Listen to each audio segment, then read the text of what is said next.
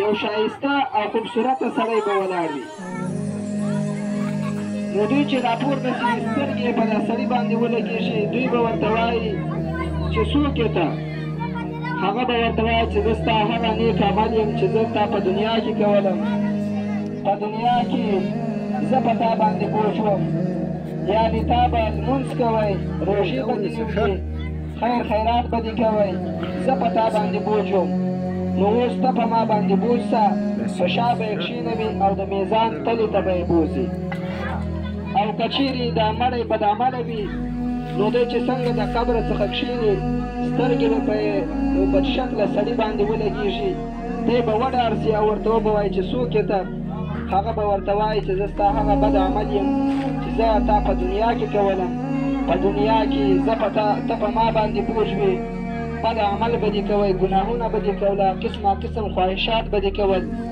نن به زه په تا باندې بوج سم، نو دغه بد عمل دا بدشکله سړی به د ده په شا باندې کښېني او د میزان تلې ته به یې بوځي. محترمینو، په هغه ورځ به حساب او کتاب کېږي، ډېره سخته ورځ به وي. څوک ورور به د ورور په کار نه راځي، زوی به د پلار په کار نه راځي، مور به د لور په کار نه راځي، ښځه به د خاوند په کار باندې نه راځي، یو د بله به سره زغلي، هسې نه چې وایي زما د عملنامې نه څه نیکۍ واخلي.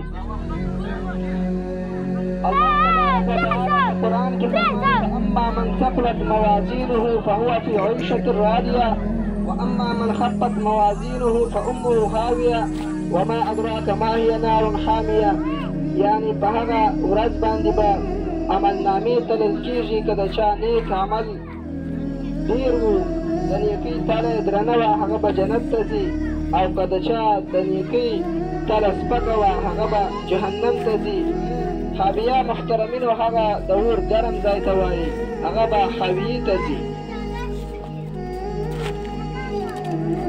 بل ځای الله تبارک وتعالی فرمایي چې په دې ورځ باندې به د ذره ذره قدر حساب کېږي، یعنې که چا ذره قدر نیکي کړې وي هغه به هم ویني، او که چا ذره قدر بدي کړې وي هغه به هم ویني. اوس محترمینو، دا عمل چې تلل کېږي، نو د دې نیک عمل دپاره خو څه اعراض نشته، یعنې څه وجود نشته.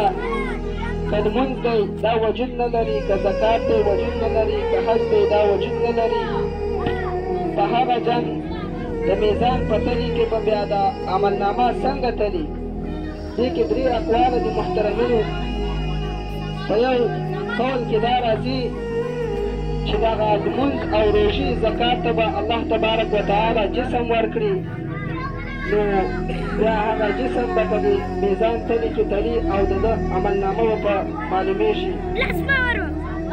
او بل قول کې دا راځي چې هغه صحیفې چې کوم د ده د نیک عمل دي، هغه صحیفې به تلي.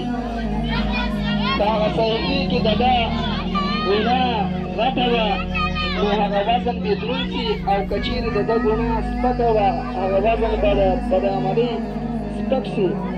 که چیرې د ده نیکي درنه وه، هغه نیک عمله تله به کمه درنه سي، او که چیرې نیکي یې سپکه وه، بیا به سپک وزن ورکوي.